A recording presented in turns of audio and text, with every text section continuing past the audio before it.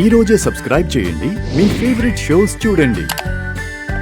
అందుకనే నా మాట విని పంతులు గారు ఇంకొక ముహూర్తం చూడండి. కనీసం 20 రోజుల తర్వాత అయినా పర్వాలేదు.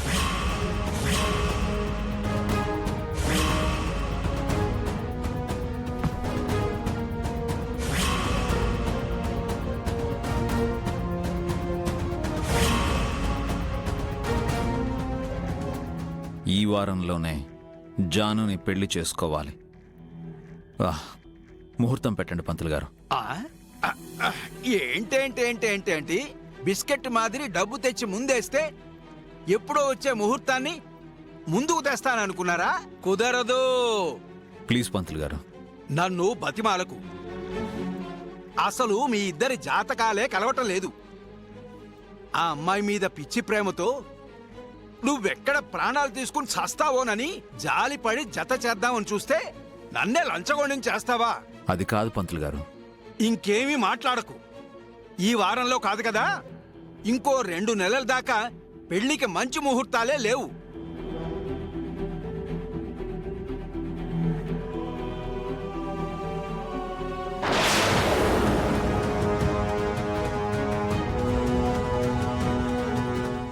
ఏం బాబు, కాల్చుకుంటావా?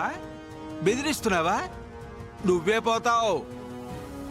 పెళ్లి ముహూర్తానికి ముందే చేతులారా చావు ముహూర్తాన్ని పెట్టించుకున్న మూర్ఖుడు అవుతావు. నేను ఎందుకు చచ్చిపోతాను పంతులు గారు? నాకు ఈ వారంలో నువ్వు పెళ్లి ముహూర్తం పెట్టలేదని నీ నిస్సహాయతకు జాలిపడి నిన్ను చంపాలి అనుకుంటున్నాను. బాబు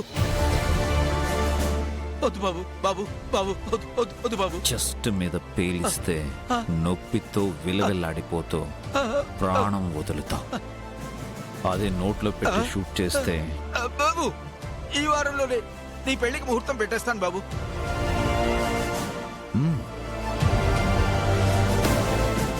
మాట్లాడరేంటి పంతులు గారు? పోస్ట్ పోన్ చేయమని మీరు చెప్తున్నారు, అది ప్రమాదం అని శాస్త్రం చెబుతోంది.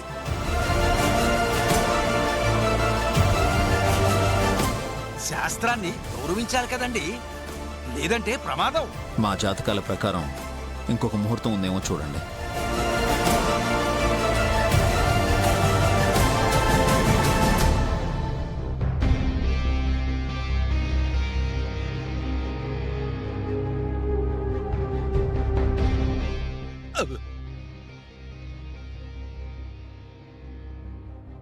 అయ్యా, మీ జాతకాల ప్రకారం మళ్ళీ 2 ఏళ్ల పాటు మంచి ముహూర్తాలు లేవయ్యా.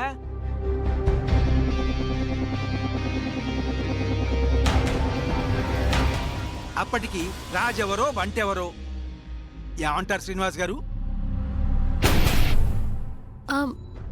పర్వాలేదు పంతులు గారు, 2 ఏళ్లైనా ఆగుతాం. కుదరదు.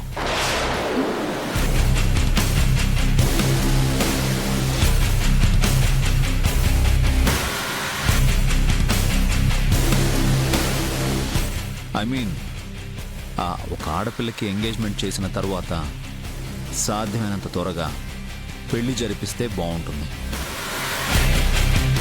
అలా అని 2 రోజుల్లో చేయమని కాదు. 2 నెలల్లో ముహూర్తాలు చూడమంటే పంతులు గారు ఏకంగా 2 ఏళ్ల వరకు ముహూర్తాలు లేవు అంటున్నారు. వాళ్ళు వీళ్ళు 4 రకాలుగా మాట్లాడుకోవడం బాగుండదు. పూజారి గారు చెప్తుంది కూడా కరెక్టే, కానీ 2 రోజుల్లో పెళ్ళంటే కష్టం కదక్కా. మీరేమంత వరి అవ్వకండి పంతులు గారు. అదే ముహూర్తానికి జాను మెళ్ళలో నేను తాళి కడితే మా కుటుంబానికి అంతా మంచి జరుగుతుందని మీరు చెప్తే ₹1,00,00,000 ఖర్చైనా పర్లేదు. నేను వెడ్డింగ్ ప్లానర్స్ని పిలిపించి గడపకు పసుపు రాసే దగ్గర నుంచి అక్షింతలు వేసేంత వరకు అన్ని పనులు చేయిస్తాను.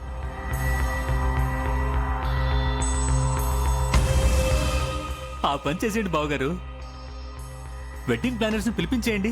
ఎవరికి ఎంత ఇవ్వాలో చెప్పి మీరు క్యాష్ ఇస్తుంటే మా చేతులతో టప్పి మని ఇచ్చేస్తుంటాం. అవునవును బావగారు, మాకు క్యాషే కావాలి. ఆన్లైన్ ట్రాన్సాక్షన్ వద్దు. అయ్యగారి దగ్గర నుంచి అప్పగింతల వరకు అన్ని మేమే చూసుకుంటాం. ఇందాక 2 రోజులంటే కంగారు పడ్డారు, ఇప్పుడేమో అప్పగింతల దాకా వెళ్ళిపోయారు. అంతా నేను చూసుకుంటాని మా బావగారు అంటున్నారు కదా, సో మాకేంటి ప్రాబ్లం, ఘనంగా పెళ్లి జరిపించేద్దాం. వద్దు బాబు, పెళ్ళికి సమయం లేదు కదా అని మా బరువుని మీ మీద మోపలేం. కష్టమైనా సరే మాకున్న దాంట్లో మేమే ఈ పెళ్లి జరిపిస్తాం.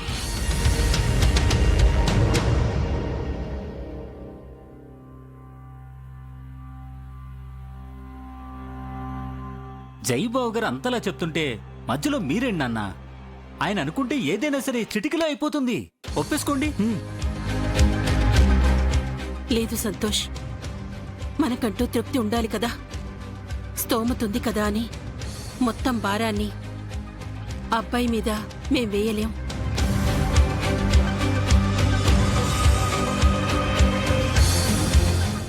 ఆడపిల్లవాళ్ళం ఆనవాయితీగా మనం పెళ్లి చేసి పంపించాలి. అప్పుడే మన గౌరవం ఉంటుంది. నా కోడలన్నది వాస్తవం బాబు. ఆడపిల్ల పెళ్లి మా చేతుల మీదుగా చెయ్యాలని మా సీనయ్యల లక్ష్మిల కోరికయ్యా. సరే బామ్మగారు, మీ ఇష్టం. ఏ అవసరం వచ్చినా నాకు చెప్పండి. తప్పకుండా బాబు, మాకేదైనా అవసరం వస్తే మేమే మీకు తెలియజేస్తాం. శుభం. ఈ 2 రోజుల్లో పెళ్లి ఏర్పాట్లు చేసుకోండి. అయ్యా, ఇక నేను బయలుదేరతాను. పంతులు గారు, ఆ? నేను మిమ్మల్ని డ్రాప్ చేస్తాను. అబ్బాబే, వద్దులే అయ్యా, నేను వెళ్తాను. పెద్దలంటే నాకు గౌరవం పంతులు గారు. ఆ? పదండి, నేనే దగ్గరుండి మిమ్మల్ని డ్రాప్ చేస్తాను. ఆ. రండి. అలాగే.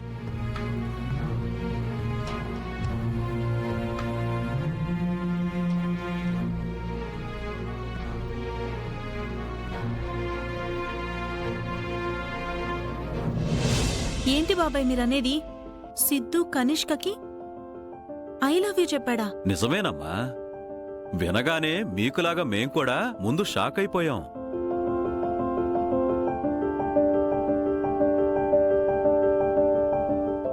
నీలిమా, సిద్ధు కనిష్కని ఇష్టపడుతున్నాడని తెలిసి సంతోషించాల్సింది పోయి ఇసుకుపడుతున్నావెందుకు? సిద్ధు ఇంకో అమ్మాయిని ప్రేమించాడని తెలిస్తే మీరు విస్తుపోతారు. నన్ను మళ్లీ ఎమ్మెల్యేగా చూసేంత వరకు అసలు నాకు పిల్లనే చూడొద్దన్న సిద్ధు ఇవాళ కనిష్కతో నువ్వంటే నాకు చాలా ఇష్టం, నిన్ను పెళ్లి చేసుకోవాలనుకుంటున్నా అని చెప్పాడంటే నాకు ఆశ్చర్యం కలుగుతుంది మునుస్వామి.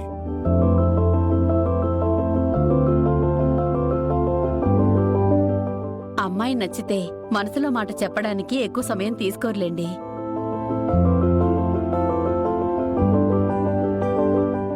మరదలు చాలా సిగ్గుపడిపోతున్నట్టుంది.